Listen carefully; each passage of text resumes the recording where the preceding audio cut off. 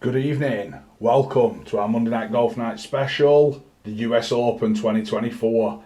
I am super excited for this. It's at Pinehurst number 2, which is a phenomenal course. We've got a lot to go through tonight, and I'll be telling you I think my picks are, although they're not finalised just yet. So we've got a lot going on. Before we get started, I want to say a big birthday shout out to Mikesh. It's his birthday today. I hope he's had a lovely day. Hope he's done well and was a big fan. Happy birthday, lad. Hope you had a good one. Okay, we're going to have a US Open theme running throughout the show tonight. So any questions you want, please make sure they are golf related. Drop them in the chat. Let's see where we're up to. See what we do. Please remember though, be respectful, be polite. But Liv returned this weekend at Liv Houston. Carlos Ortiz won at -15. Adrian Meronk, do you remember him? Did brilliant on the DP World Tour, got snubbed for the Ryder Cup, jumped over to Liv, finished second at -14. Patrick Reed and David Puig, -13, they finished tied third. Patrick Reed, it was his home state, a lot of pressure on him. From what I saw, he didn't quite do as well what we expected. I feel like Patrick Reed, he's another since he's gone to Liv, just sort of disappeared a little bit. Now, we all know he likes a little bit of a cheat, but the interesting one for me, and this is where the US Open coming in, Brooks Koepka finished -9, DJ -8, Bryson -5. These are lads I think you've got to be in contention next week. I think anybody writing them off, I think it's a little naive.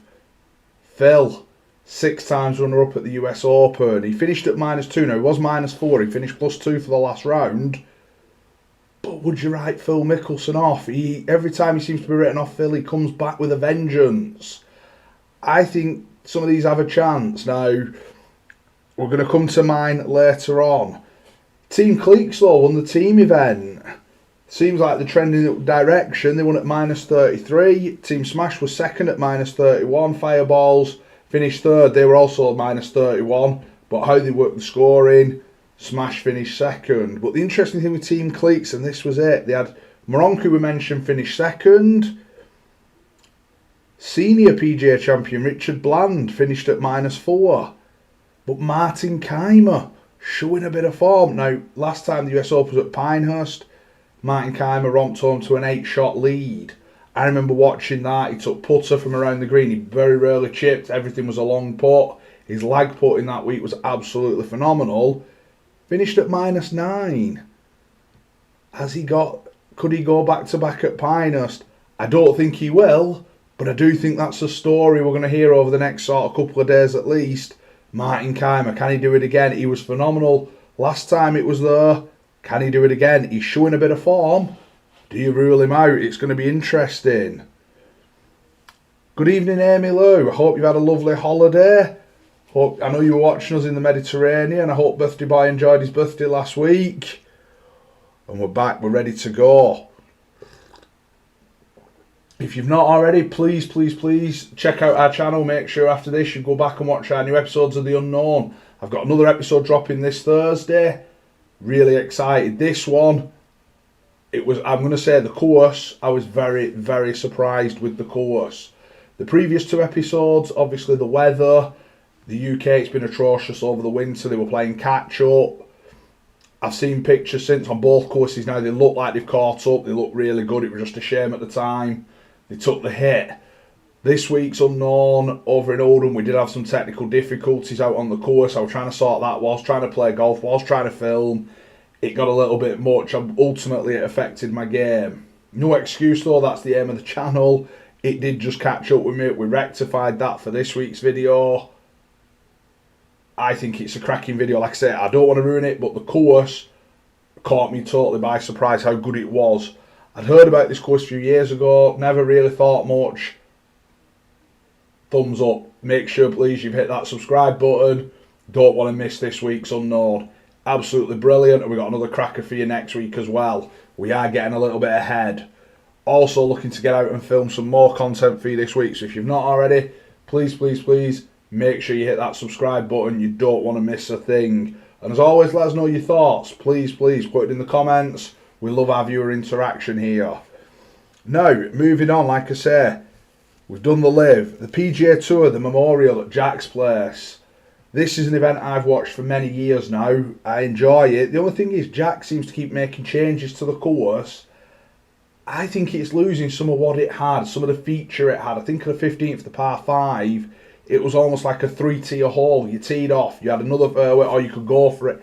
There was a lot. I feel that's gone now. I feel Jack sort of removed that because the big hitters could get there. But to me, it's lost some of what the course was. Now, certain holes are obviously modelled on things like Augusta and Jack's courses, Muirfield, things like that. But to me, I just feel the remodelling recently has just took it out a little bit. It's not quite got what it had. It had a lot of feature, it had a lot of history, and I feel it's just over-tweaked it for me a little bit. But the man, 5 wins in 8, Scotty Scheffler, he's going into US Open as firm favourite. Can you blame him? Colin Morikawa, interestingly enough, burst on the scene, won the PGA Championship, won the Open, then did like a lot, started trying to change his ball flight, change what had made him successful. He believed he had to do it to get better. Went backwards. I believe he's gone back to an old coach now, gone back to what made him successful. The results since Augusta don't lie. He's been up there, he's performing. I think he's one for next week. Interestingly though, at the Jack's Place, Matt Fitzpatrick. Matt obviously won the US Open 2 years ago, played phenomenal golf, that shot out the bunker on 18, unbelievable to beat Zalatoris down the stretch. Since then though, Matt's been a bit hit and miss. It seems like some of the big events he performs, then he disappears, then he comes back again. This week he finished at -2 for a tied 5th with, surprisingly, Ludwig Åberg were the same. He finished at -2 for a tied 5th. 2 lads, would you rule them out next week? I wouldn't. I think anybody ruling these lads out, I think you're running a very high risk. It's great to see Viktor Hovland, another one who had a phenomenal end to last year. I believe he's had 2 or 3 coaches, changed his swing, it's not worked, he's had a disaster, he's gone back to his old coach. Suddenly he started to take form. It didn't quite happen this week. He finished +2, +3 in the final round for a tied 15th though. When you think where he was, he's been tied 40th, 60th, missing cuts, to finish tied 15th. Just a week before, he's trending in the right direction. We know Viktor likes to play attacking. My question with Viktor, has he got the short game for next week? Pinehurst, you need to have a bit of imagination. I'm just not quite convinced Viktor's short game is just quite where he needs it to be at the moment, which is interesting. Hope I'm wrong. I like Viktor Hovland. I think he plays the game with good spirit. He's very aggressive, very attacking. Great to see him win a major. Why not win the US Open at Pinehurst? I just feel though he's got to have his short game on point. Aim it, golf's golf. I'm, it's mini golf, full golf. You were out on a cruise, middle of ocean playing golf. Is that not the dream? I think it is. I'm going to get you a hoodie, I think, and then you can get advertising us on all these destinations and luxurious holidays you go on. Now, moving on. The DP World Tour, the Volvo Scandinavia Mix. This came about a few years ago now, the men and women playing together. I think it's a brilliant idea. Really, really enjoy it. The only thing I've got is it hasn't quite got the field. It does feel more like a sort of second string event, a third team event, like a reserve game. It didn't quite, which is a shame because I think it's a great concept. Now, I know you're going up against Jack, and obviously you're going to get your bigger players at that event, plus the fact it's a signature event. Just a shame though, really, it couldn't be worked a bit differently. But I think this one will go down. Lynn Grant became a second-time winner. Brilliant, she played phenomenal golf all throughout the final round, but I think it'll go down as Sebastian Soderberg's blow up. He had an 8-shot lead and finished second, tied second at that, which were a shame really. I watched some of the putts and that, it didn't look good. I felt sorry for the bloke, actually. Sometimes you enjoy somebody sort of coming back to the pack. If they're playing it, this lad it just weren't his day, and I felt really, really sorry for him. I really did. He just didn't quite kick on, and it was a shame. He'd played some phenomenal golf. I don't know if it were nerves, injury. I don't know. I didn't say sort of get involved enough to bear that. I just watched him missing putts, and the putt on the last where it sort of did a full 180 back to him. I just felt for the lad. Good to see Alex Fitzpatrick though, brother of Matt, doing some. Now Alex isn't in the US Open spot, but finished at -13. Thought that's nice. And then I enjoyed Marcel Siem. Now, I don't know if you follow Marcel Siem, and I follow him on social media. He had some surgery at the start of the year, hip surgery. He's gradually coming back. He's been having it. Made the cut, finished at -3. It was great to see him back though playing. Never nice. I know last year when I had my back injury, it's horrible. You know, you're just lying there, you're watching people, you want to play and you just can't. Nothing worse. So to see Marcel back, big thumbs up. Great to see. And then this was one that got me. For those of you a certain age, you'll remember Jonas Blixt. He seemed to burst on the scene, I'm going to say late 2000s. He burst on the scene. He was this Swede who could take miles. He was big on the PGA Tour, always wearing Cobra, always had a fancy hat, always had a bit of flair. Didn't win a lot, but always had a flair. He always seemed to have this. He was on that pedestal. Never quite did it. Great to see him back. He finished level par for the tournament. It was just nice to see his name again. Having not seen it, like I say, sort of come on the scene. Whoa, Jonas Blixt, he were going to be the next big thing. Didn't quite happen. Just to see him still playing, enjoying it. Great to see. I really, really did enjoy it. If you have got any questions, guys, please drop them in the chat. Let me know. Now, this was the one I've loved. The PGA Champions Tour, American Family Insurance Championship. This is, as you know, I love my seniors golf. I do enjoy it. Two-time US Open winner Ernie Els won in a playoff from Steve Stricker, two phenomenal players. But Ernie Els pipped him in the playoff to win. They were both at 12 under. Ernie got the win. He's won 2 US Opens, he's won 2 British Opens. Ernie Els, no mug, we know that. Steve Stricker, he came on, I remember when I was a kid, he was there, then he disappeared, then he came back. If you want to learn how to putt, watch Steve Stricker, he does not miss many. Phenomenal putter. The Greggy, Greg Chalmers, as you know, he's big on social media. I love following the Greggy. Another good finish for the Greggy, tied 7th at -7. Brilliant. He put a picture out today. I don't know if you've seen it on Twitter. He'd gone into the gym, took a picture and left apparently. Now, I don't believe that for a minute, but it was great to see. But this to me was the story of the weekend in the Champions Tour. Angel Cabrera, 2007 US Open champion. I think he won the Masters in 2009. I think there was only 2 wins. I think he won something else, but there were his 2 wins in the US for a while. 2 majors, but it was his first time in the USA since he served his jail time for domestic violence. He served 30 months in jail. He was supposed to play, was it the PGA? The Masters. It was the Masters and he couldn't get a visa because of his criminal record. He sorted that out. He finished at -3. Not bad really, considering when you think what he's gone through. But it was great to see Angel Cabrera back. I'll never forget the psychology statement he made many years ago, Angel Cabrera, when they were all sports psychologists were coming to the front and he said, players have got this psychologist, this scientist. And he went, what do you do, Angel? He went, I just have a fag. I like that. I thought, keep it simple. He reminded me of the gaffers. If you ever meet the gaffers, oh, you're in for a treat.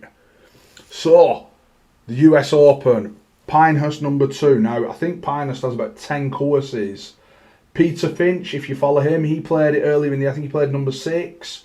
And I must admit, it looks a great course. I've been watching the videos this week. Different stars have been playing it, different social media people have been playing it.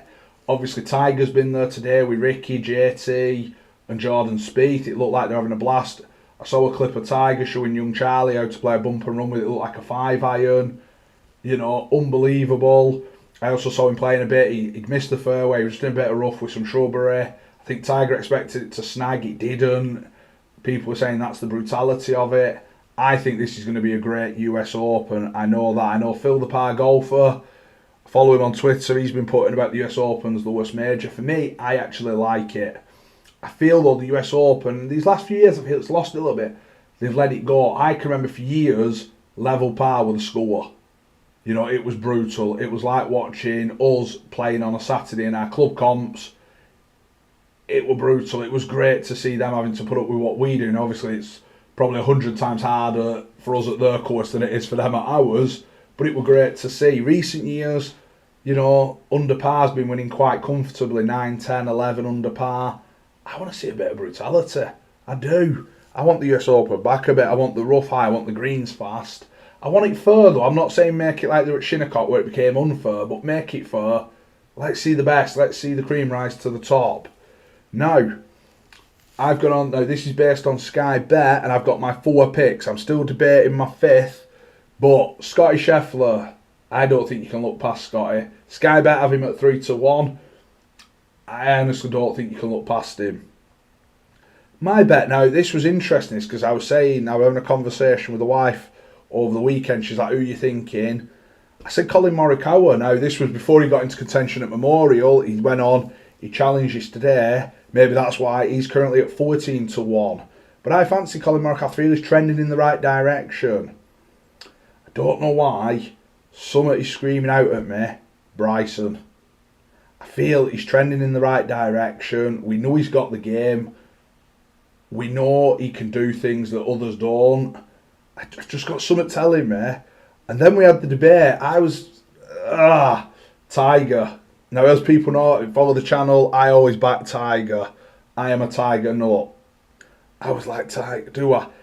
200-1. Now, I think that is because, obviously, he's playing a very limited schedule. I said at the start of the year, I just feel Pinus could suit him. It's fairly flat. He keeps it in play. I'm sticking with Tiger now. I took him out over the weekend. I was like, I think I've got to, I think my head was leading, but I think the heart's ruling now. Heart's made the rule, Tiger's in now. These are my 4 now that I've got, and I need to decide this. So make sure you follow me on Twitter, because that's where I'll be announcing my 5 picks probably tomorrow night. I always announce my picks on a Tuesday. It's a superstition I have. Jon Rahm was somebody I was thinking. He's had the injury now. He withdrew at the weekend from Live. Apparently he's cut his toe, it's got infected. I watched him hit a shot and he was wincing. That's not Jon Rahm. Hopefully if he gets fit, I wouldn't rule Jon Rahm out. DJ, I feel he's going under the radar. He's trending in the right direction. Now, I had DJ at the Masters and it didn't go down well. Do I give him a chance at redemption? Now, my next 2, and again, I feel the trending, and this is why it's my gut feeling. Will Zalatoris I've got. I think he was 66-1. And I'm thinking, he's been there, he's had his injury, his putting's still suspect, but the rest of his game is pretty solid. And then, this is my 4th and 5, I've got to decide one of these 4, I think. Sergio. I feel Sergio this year's game's just trending in the right direction. We know he's got the game, he won at Augusta, so he's no mug, we know Sergio's around. But I feel this year, since he's got his family, he just seems a different man. I watched his interview he did with Rick Shields at the start of the year. And he was so relaxed, so patient, so calm. The golf, I thought, would have been a bit better from Sergio, but he didn't seem flustered. And I'm thinking, and then I'm watching him on Live, and he's lost in playoffs. He's up there. He just seems to be just trending. Pinus could be a course for somebody like Sergio. We know he can flight the ball, he can move it. His short game's phenomenal. He's putting, but if he gets hot. So that is my conundrum for my 4 last picks. So I've got Scotty, I've got Colin Morikawa, I've got Bryson DeChambeau, I've got Tiger Woods. It's who's my 5th pick. I always pick 5 who I pick. Make sure you follow me on Twitter to find out. I'm going to be putting that out tomorrow night when I decide who my 5th pick is. But I am excited for this US Open, I really am. I think Pinehurst is a great course. I think there's a lot of great players.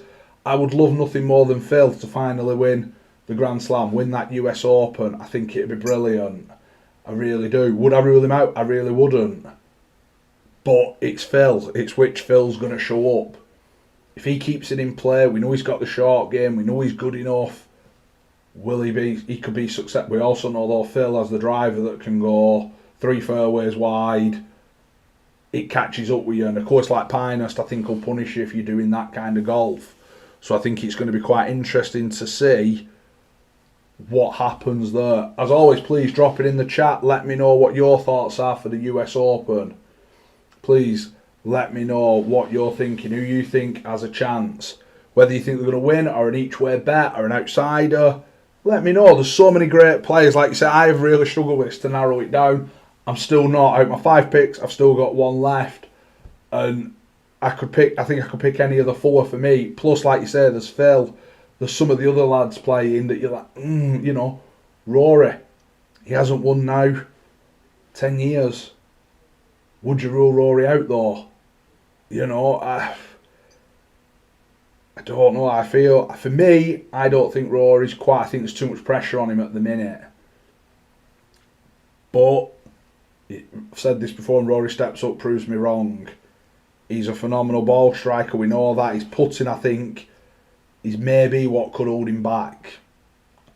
That's why I'm not leaning towards Rory. Ludvig Åberg seems to be on a real crest at the minute. His swing is absolutely gorgeous. I watched it in slow motion over the weekend. He was hitting drivers on the range. Oh, it was like poetry in motion. It was absolutely phenomenal. Really smooth, really silky, really good positions.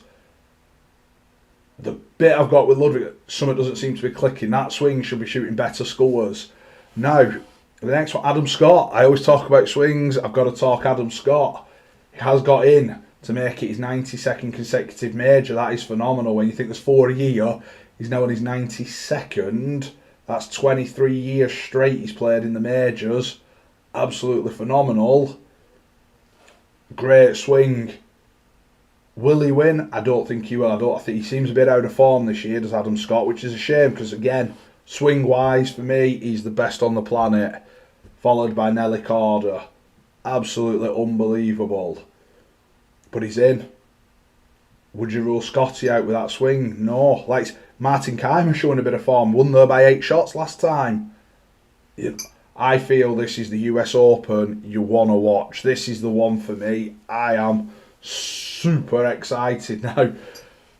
The biggest conundrum I've got is I've actually got my own big competition on Saturday. I've got a 36-hole competition. I'm teeing off at 7:50 a.m. I'm out again around 1:10. Am I going to see the US Open on Saturday? I could be dead with that. But, and this is the frustration for me, and this is where I'm sort of getting it with some of these players when I feel I'm striking the ball really well, I'm just not scoring. Saturday, my putting, I don't know what I did. I just couldn't get the ball in the hole. Couple of loose shots then. I'm struggling. It's just tidying your game up.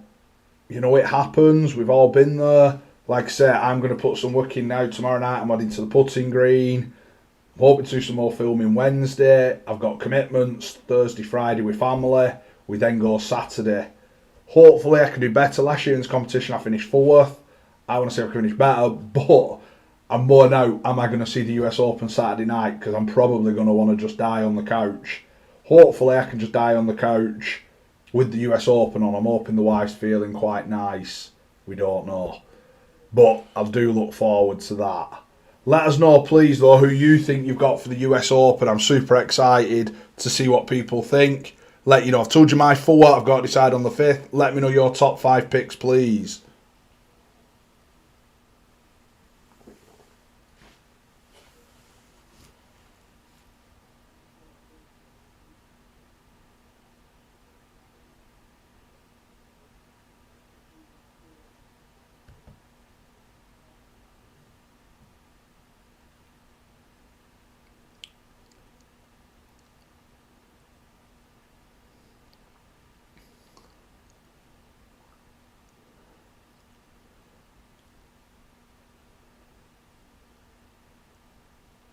Anybody?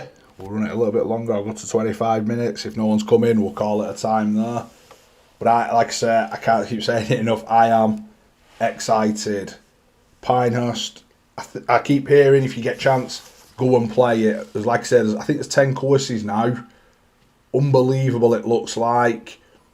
If you can have a look at it, this is the number 2 course, which holds the US Open, holds the big events. I am really excited. I'd love one day to go and play out there. Probably spend 2 weeks and play all 10 courses. It'd be a dream for me, that. Probably cost me more in my divorce, but it would be a great, great dream to go out there, play. Any rich people are watching, want to send me an invite, want to pay for me to go, please feel free. Take a bit of pity. We're joking. Obviously, make sure, guys, like I say, we've got another episode of The Unknown dropping this Thursday. It's an absolute cracker. The course was brilliant. I was thoroughly surprised. The golf wasn't bad, I'm going to say that. But make sure, please, you've hit that subscribe button so you don't miss that. And as always, let us know on our episodes of The Unknown, anything you want to see, anything you think we could do better. Please, please, please, let us know. Paul, I had a great game at Blakely last Wednesday, playing Charlie tomorrow. Wow, I've never played Blakely. I heard years ago they had a pro who apparently was very good. A lot of lads I know were going to him, spoke very highly of him. From what I've heard, I knew lads who joined there, who'd left there, joined, come to gone back. They said it was it was a good track. It was just mismanaged. Don't know much more than that really. That's all I've heard. Can't tell you a lot. Charlie, I played a lot when I was a junior. Great course. I just didn't like it. It just didn't suit me at all. And yeah, it's an absolutely phenomenal course. And yet, the big thing for me with Charlie is the junior section was always phenomenal. Absolutely brilliant. What they do for junior golf is unbelievable. So I think you'll enjoy that, Paul. I know they've done a bit of work this week on the greens. I saw it on social media, but it's always been a good nick course. It just didn't suit my game. I've not played it for years, but like I say, what they did for junior golf, growing the game, can't fault the club. Absolutely phenomenal. So I hope you enjoy that, Paul. If you can get any pictures, please let us know. We'll share them next week, and let us know your score, Paul. Come on. I am going to be in touch this week, Paul, I saw, to get you sorted for our Monday Night Golf. I've not forgot the caddy in. We tried getting in the other week. You were playing not to end. I am going to get you in for that.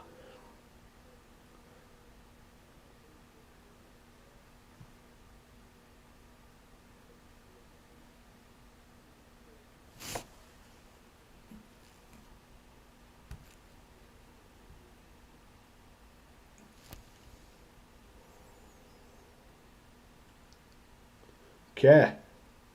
Make sure you tune in on Thursday for our new episode of The Unknown, and I will be back next Monday for Monday Night Golf Night Live, where we recap the US Open. Let's see who they are. Keep your eye out on Twitter for my 5 picks. I've been a tall golfer. Good night.